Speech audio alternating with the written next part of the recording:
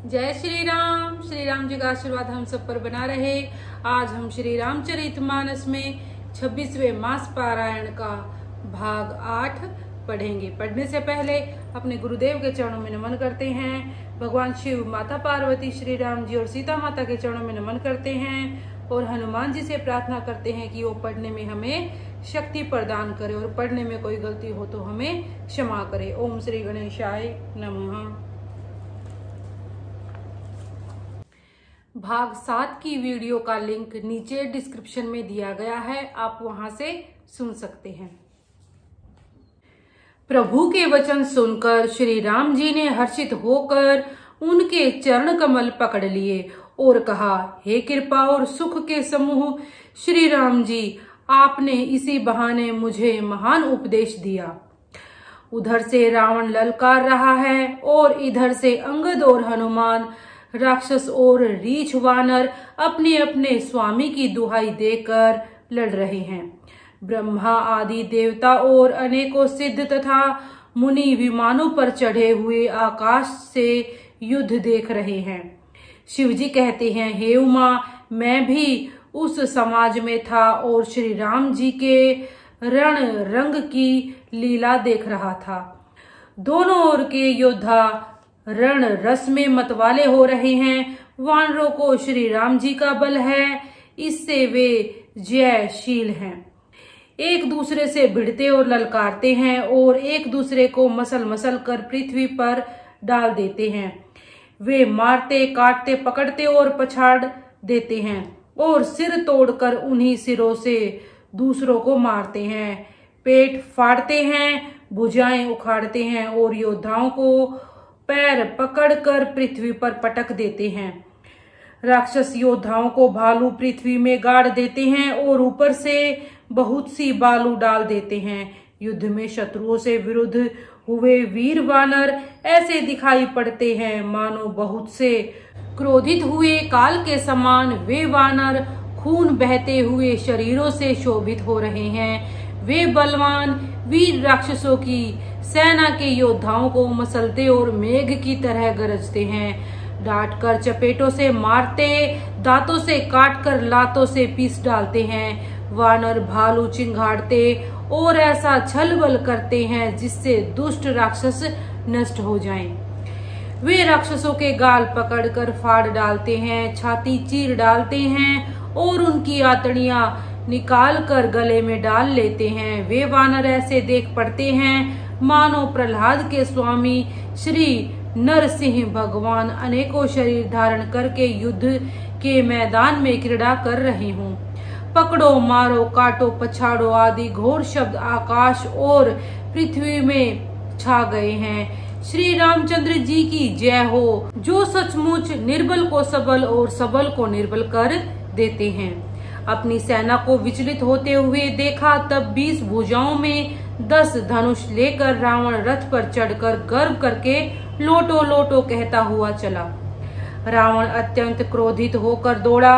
वानर हुंकार करते हुए लड़ने के लिए उसके सामने चले। उन्होंने हाथों में वृक्ष, पत्थर और पहाड़ लेकर रावण पर एक ही साथ डाले। पर्वत उसके वज्र तुल्य शरीर में लगते ही तुरंत टुकड़े टुकड़े होकर फूट जाते हैं। अत्यंत क्रोधी रणोन्मत्त रावण रथ रोककर अचल खड़ा रहा, अपने स्थान से जरा भी नहीं हिला। उसे बहुत ही क्रोध हुआ। वह इधर उधर झपटकर वानर योद्धाओं को मसलने लगा। अनेकों वानर भालू, हे अंगद, हे हनुमान, रक्षा करो पुकारते हुए भाग चले। हे रघुवीर, हे गोसाई, रक्षा कीजिए, यह दुष्ट काल की भांति हमें खा रहा है। उसने देखा कि सब वानर भाग छूटे, तब रावण ने 10 धनुषों पर बाण संधान किए। उसने धनुष पर संधान करके बाणों के समूह छोड़े। वे बाण सर्प की तरह उड़कर जा लगते थे। पृथ्वी, आकाश और दिशा विदिशा सर्वत्र बाण भर रहे हैं। वानर भागे तो कहाँ, अत्यंत कोलाहल मच गया। वानर भालुओं की सेना व्याकुल होकर आर्त पुकार करने लगी, हे रघुवीर, हे करुणा सागर, हे पीड़ितों के बंधु, हे सेवकों की रक्षा करके उनके दुख हरने वाले हरि। अपनी सेना को व्याकुल देखकर कमर में तरकस कसकर और हाथ में धनुष लेकर श्री रघुनाथ जी के चरणों पर मस्तक नवाकर लक्ष्मण जी क्रोधित होकर चले। लक्ष्मण जी ने पास जाकर कहा, अरे दुष्ट वानर, भालुओं को क्या मार रहा है? मुझे देख, मैं तेरा काल हूँ। रावण ने कहा, अरे मेरे पुत्र के घातक, मैं तुझी को ढूंढ रहा था। आज तुझे मारकर अपनी छाती ठंडी करूंगा। ऐसा कहकर उसने प्रचंड बाण छोड़े। लक्ष्मण जी ने सबके सैकड़ों टुकड़े कर डाले। रावण ने करोड़ों अस्त्र शस्त्र चलाए। लक्ष्मण जी ने उनको तिल के बराबर करके काट कर हटा दिया। फिर अपने बाणों से उस पर प्रहार किया और उसके रथ को तोड़कर सारथी को मार डाला। रावण के 10 मस्तकों में 100 बाण मारे। वे सिरों में ऐसे बैठ गए मानो पहाड़ के शिखरों में सर्प प्रवेश कर रहे हों। फिर 100 बाण उसकी छाती में मारे। वह पृथ्वी पर गिर पड़ा। उसे कुछ भी होश न रहा। फिर मूर्छा छूटने पर वह प्रबल रावण उठा और उसने वह शक्ति चलाई जो ब्रह्मा जी ने उसे दी थी।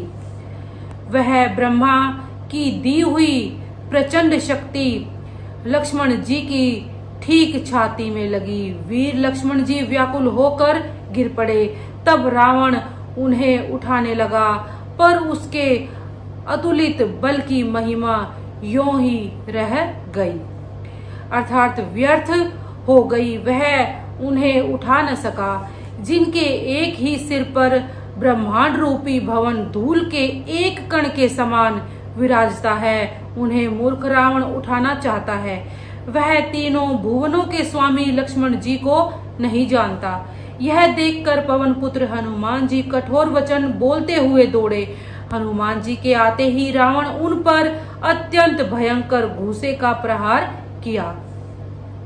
हनुमान जी घुटने टेक कर रह गए, पृथ्वी पर गिरे नहीं और फिर क्रोध से भरे हुए संभाल कर उठे।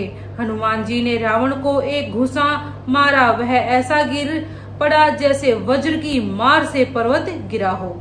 मूर्छा भंग होने पर फिर वह जगा और हनुमान जी के बड़े भारी बल को सराहने लगा। हनुमान जी ने कहा, मेरे पौरुष को धिक्कार है और मुझे भी धिक्कार है, जो हे देवद्रोही, तू अब भी जीता रह गया। 26वां मास पारायण आज हम यहीं तक पढ़ेंगे। इसी के साथ बोलते रहिए जय श्री राम।